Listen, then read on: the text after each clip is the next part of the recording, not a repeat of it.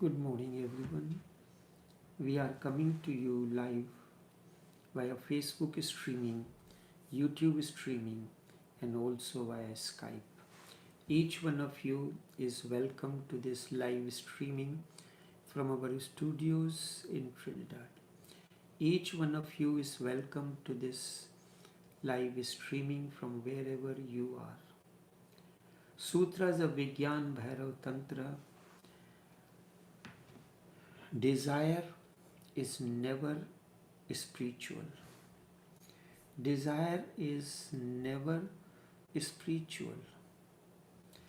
I have been speaking on a question that was asked. The question was motivation towards liberation or samadhi is also tension and barrier.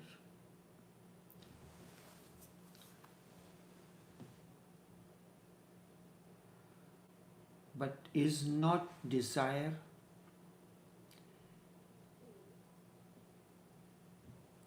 it is not correct that desire is an aspiration.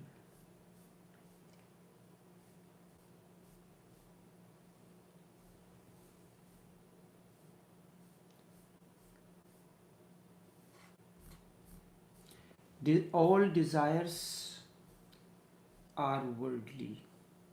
Mind moves always in the future, and this mind calls as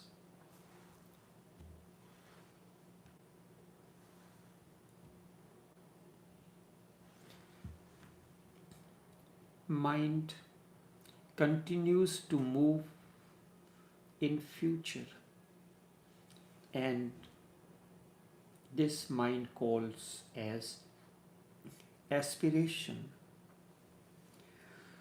Mind is always moving in the future. This movement of the mind in the future is desire. Desire is not concerned with any object, with whether your desire is for sex or meditation or something else. It makes no difference. Desire is the thing that you desire. And desire means you have forgotten this moment and you have moved into the future. The past and future are not the doors, they are like the walls. In order to enter the room or come out of the room, a closed space, you need the door, not the walls. And the door is this very moment. Door represents now, this very moment. Guru Nanak called his place of worship as Gurudwara. The Dwara means through, Dwar means door. Through the master, you come out in the open space. So, desires cannot be called spiritual, it is worldly. Desire is the world. There is no spiritual desire and there cannot be. That is the trick of the mind, a deception that I am aspiring. You do not want to leave desiring, so you change the object. You have an old car, you want to change it to a better car. You are changing for the betterment, the life, your vehicle. Is it not desire? Yes, it can help to some extent to get rid of the thought of the car or vehicle that you were having it earlier on. Your car is old, you are having constant problems, you want to change it, new vehicle has come in, you desired it, it came in. Now, do you forget about the old car? The mind begins to compare that, the old car had something better, this car has something new features. If it was the case, why did you change it in the first place? So in that extent, in that way, the desire can help you to move from one realm to another, but it is not spiritual. When you start, you have been accustomed going to the bar. Now suddenly a desire comes, you are past going to the bar, you saw a place where some music and some sound is coming that attracted you. A desire came in to go and look at that place. So it may happen that may attract you. You are going to the bar to get relaxed and face the problems. When you come here, the music is playing, the sermon is going on, something appeals to your heart, and you start moving, going to this new place, whatever be chapel, church, mosque, or temple, you go there. So in that way, desire can help you to move from one place to another, but it is not spiritual. This is the trick of the mind, a deception, but it can be used as a tool. Moving from going to the bar, your steps, a time will come when your steps will start moving towards the temple instead going to the bar. You don't want to leave desiring, so you change the object. For you, first you are desiring the wealth, prestige, power. Now you say you don't desire any of these things, these are worldly. You condemn them, and those who desire them are condemned in your eyes. Now you are desiring God. You are desiring kingdom of God, nirvana, moksha, state of bodhisattva, or the state of being an awakened. You are playing the tricks with yourself. If you are aware, then tricks will not be there disturbing you. But the problem is this, there is no awareness, no alertness, so these will remain as a trick. So do not venture into this. Try to understand it. And now you are in a greater mess because you think that you are not desiring. You remain the same. The mind remains the same. Functioning of the mind remains the same. You are not yet here. The object of desire has changed from an ordinary manual car to automatic. But the running, the dreaming remains, and the dreaming is desire. Dreaming is of the future, not the object. Object is not important, the process. So try to understand this. When I say every desire is worldly, because desire is the world. So it is not a question of changing the object, changing the desire. It is not a question of changing the object. It is a question of a mutation, question of revolution from desire to the state of no desire. Desire to no desire. From old desires to new desires is not the way. From worldly desire to otherworldly desire is not the way. From material desires to spiritual desires, no, it is not. Instead, the way is from desire to no desire, and this is revolution. But how to move from desire to no desire? You can move only if there is some desire, some profit motive, some greed, some gain is there. Only then can you move from desire to no desire. Understand this. How can you move from the state of desiring to no desire? You can move only if there is some desire, if some profit motive, some kind of greed, some kind of gain is there. Only then you can move from desire to no desire. But then you are not moving at all. I say no, that with no desire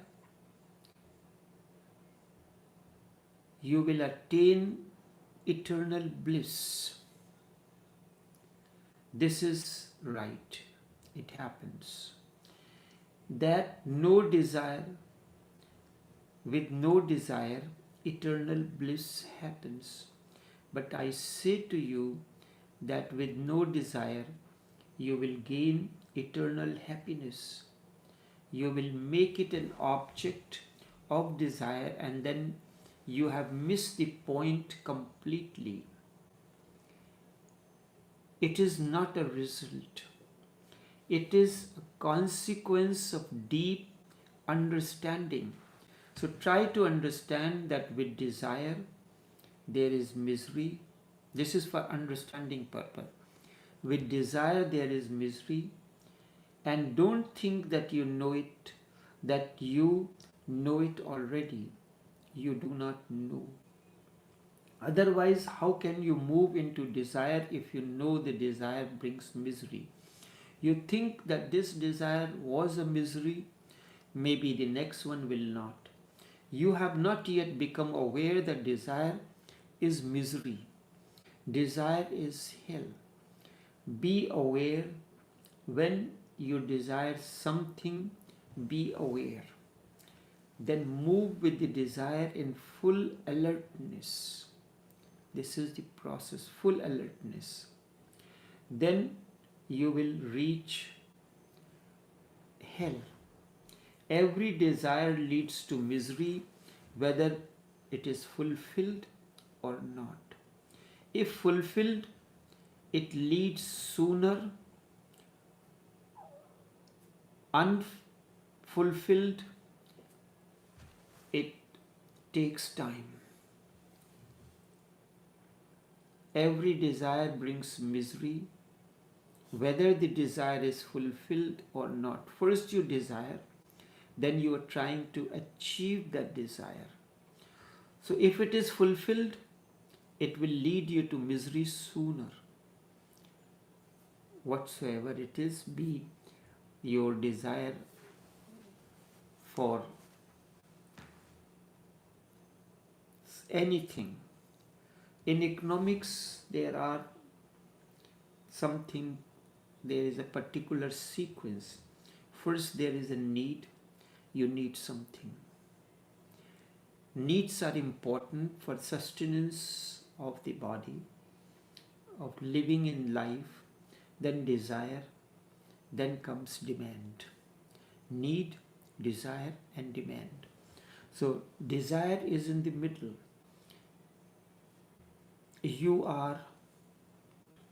We are living in the modern world where very many facilities are available. Earlier on, in order to communicate, we used to drop a letter in mail, and when the letter is reached, that was the way. Now it is different. You can use the Wi-Fi and use the laptop or phone, smartphone, to send the message to the person and it reaches instantaneously. It is, for some, it is a need. For some, it is a fantasy. If it is your need, then you can live with this. But one thing is, whether the desire is fulfilled or not, it certainly leads to misery in every situation. If it is fulfilled, you got what you wanted to get, then sooner it will lead you to misery. But if it is not fulfilled, it will take time to take you to the state of misery. But every desire finally leads to misery. Be alert and awake of the entire process and move with it. There is no hurry, because nothing can be done in hurry. And spiritual growth is not possible in a hurry. It takes time. It is not like seasonal flowers. It is the flowers that take long to blossom, and once they are blossomed, they stay for long. Move slowly, and patiently. Watch every desire, and that watch how every desire becomes a door to hell. If you are watchful, sooner or later you will realize that desiring is hell.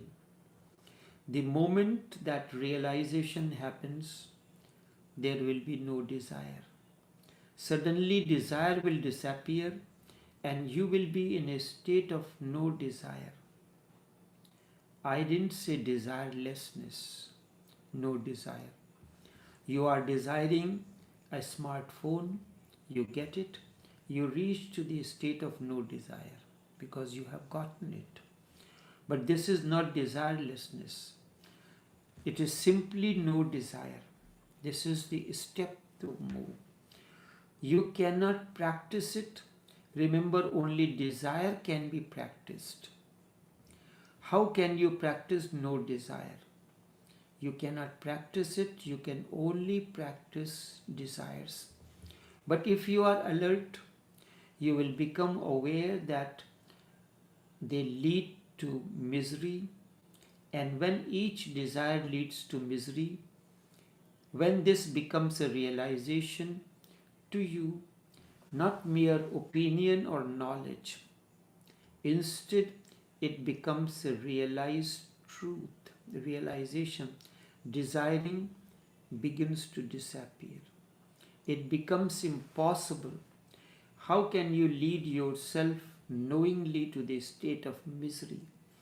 You are always leading yourself to happiness, thinking that you are, and always thinking that you are always leading yourself to happiness, and instead of that you move into misery. This has been happening for lives and lives. You always think this or that is the door to heaven, and when you have entered, you always realize that this is hell. And this has been without an exception. It has always been the case. So when you are moving, move with mindfulness. Mindfulness in each desire, and allow every desire to lead you to misery.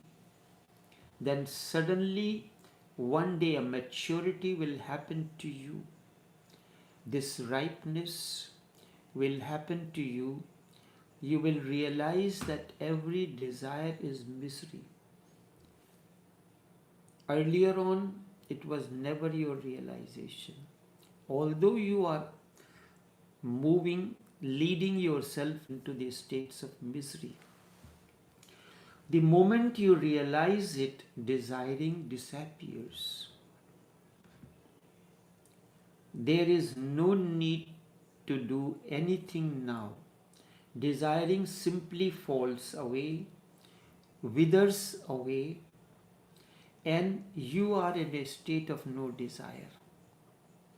This is the step. You are desiring.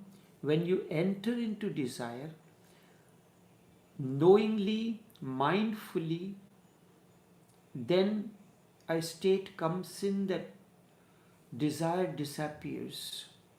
There is no need to do anything. Desiring simply disappears. You look at yourself on a day-to-day basis in life. It is practical, it happens. Desiring simply falls away, it withers, and you are in a state of no desire.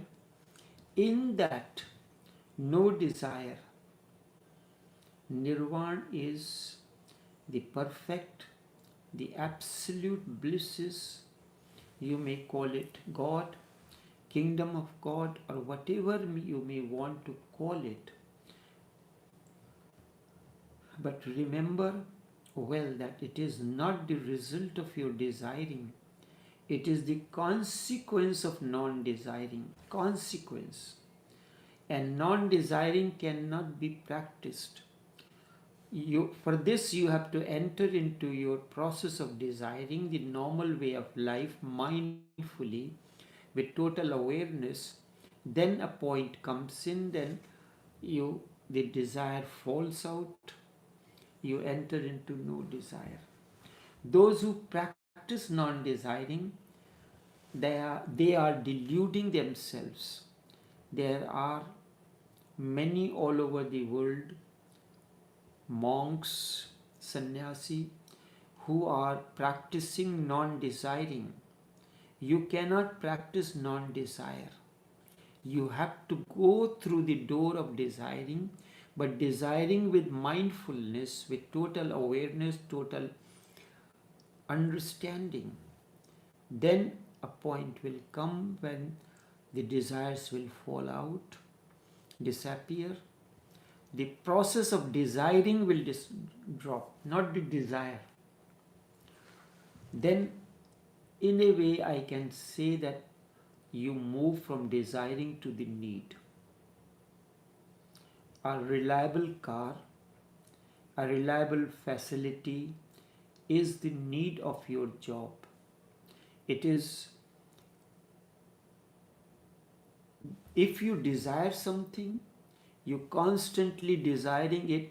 Now the thought goes on, a new model has come in, I have to get the new model. But if it is a need, if you understand, go into it mindfully and you realize that it is a need, then you will not bother about the new model has come in, because it serves your purpose, it is comfortable, takes you from your home to your workplace. The other facilities, they help you to carry on your work more efficiently. Then you are moving in a different manner. Then desiring for the new, the desiring will disappear, and you will enter into the state of no desire. This does not mean you will not use the vehicle. This does not mean you will not use this smartphone. This does not mean you will not use a reliable laptop, because all these things are necessity for your work. For me, these are necessities. Because of these, I am able to communicate with you, have on a weekly basis this live streaming. Long time this facility was not available, so the people will gather at the place of the master once in a year for that we call it urs, or a spiritual gathering. But every day, every weekend, that facility was not available. People have to come to their place. The same thing used to happen when we had it at a place where every Sunday and people will have to gather. Then we discovered this facility. So instead of using it for other purposes, I thought this will help me to have the live streaming. So people wherever they are, from there they can connect. They can connect to this live streaming. The purpose is changed. Desire becomes a need. How do I communicate with you on a day-to-day basis? There, this talk is specifically for all those who are connected through the live streaming from wherever you are. It is the advantage of this technology which has become necessary for this purpose. And you are trying to explore it, how you can make it more and more efficient. Earlier, the sound system was not that efficient, so someone gave a speaker. Now, the other connection facilities were also provided by someone. The facilities are increasing and it is becoming more and more convenient. So you are moving from desiring to no desire. Now, as long as this system, look at yourself, as long as your car works efficiently without any problem, you do not need to change it. You do not desire to change it. You do not desire that a new model has come in and you have to change it. Because there are people who are looking for, when a new model of the smartphone is coming, they must need a new smartphone, whether it is a necessity or not. That is the way you are moving into it mindfully, totally mindfully. Then you are able to move into this. You cannot practice non-desiring. No negative thing can be practiced. Non-desiring is absence of the desire. You cannot practice it. It is a consequence of desiring with mindfulness. Understanding your needs and then working accordingly. Underneath there is a desiring. They are hankering for God. The peace that will happen, the bliss that is waiting for them somewhere in the future beyond death. They are desiring. So, no desire is a negative. Nothing negative can be practiced. You have to practice something which is positive. And then when you do it totally, then no desire will come in. You eat your food. You are eating mindfully. Then what will happen? The food will give you satiation. Then, because food is a different kind of a thing, but it can help you to understand the process.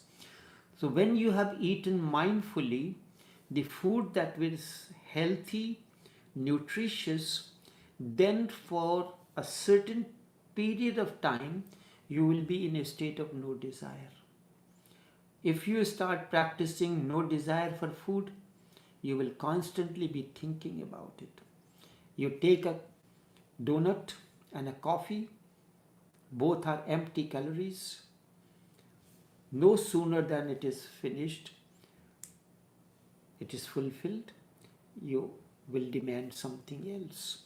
If you had eaten something which is nutritious, the antioxidant, anti-aging, nutritionally dense, then satiation of a different quality will come in, and then you will not. So you are consuming these things. They may not have a taste, like you are taking a pack of fries with tomato ketchup, pepper sauce in it. It appeals to the palate. As compared to that, you take a pack of cashew nut, which will not appeal to the palate, which will appeal to the system. It is nutritionally dense, not empty calories. Then you will move at least for some time into a state of non-desire. Your mind will not be thinking what to eat now, and you can focus on your work. So you have to start practicing with positive approach, with desiring with awareness, with understanding, with total mindfulness. Then this, with the food, you can be in a state of non-desiring for a certain number of hours. But if it is in that same way, you will attain to a state like, for instance, vehicle.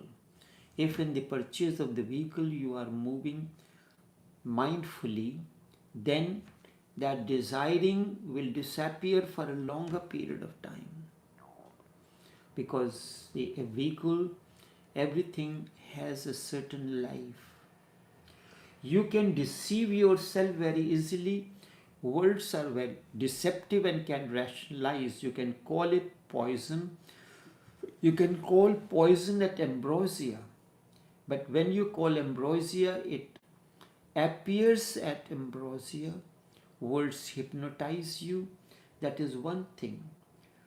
But this feeling, this realization that desire is misery must be yours.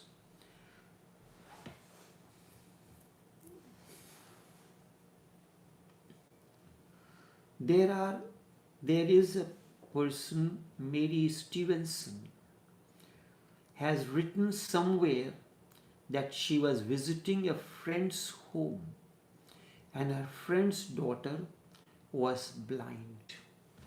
Mary Stevenson was very puzzled that the girl would say, "He is ugly, I don't like him, and the door of this dress is beautiful." And she was blind. Mary asked, "How do you feel that someone is ugly, that a color is beautiful?" The girl responded, "My sisters say this to me. So what is this?" Mary Stevenson wrote this experience that she once visited a friend's family whose daughter was blind. She will say, "This dress is ugly, this man is not good." So she asked, "How do you know about this?" She says, "My sister says this to me." This is knowledge. Does it not happen to you like this? You have the knowledge. Buddha has said that desire is misery, and you go on repeating, it is knowledge. You are desiring and you have never seen that desire is misery. You have simply heard Buddha saying, "This will not do anything to you. This will not bring transformation into you." You are simply wasting your life and opportunity. Your own experience can change you. Nothing else will change.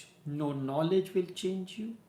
You may have the scriptural knowledge, knowledge of Buddha, knowledge of this. Yes, in a way it can encourage you that Buddha attained to this. So it will be that way, and we continue to live. You have heard Buddha, "This will not do anything." You are simply wasting your life and opportunity. Your own experience can change you. Nothing else changes. Knowledge cannot be borrowed. If borrowed, It is just fake. It looks like knowledge, but it is not. So I keep on giving you the examples from time to time, so that with these examples, something can change. The knowledge will not remain the knowledge with the examples. Then you start practicing on your own. Because of our greed, we look at Buddha's eyes and they are so peaceful that greed arises. Desire arises how to attain to this state of serenity that Buddha has. Buddha is so blissful. Every moment is ecstasy. A desire arises how to be Buddha-like. We also desire such states.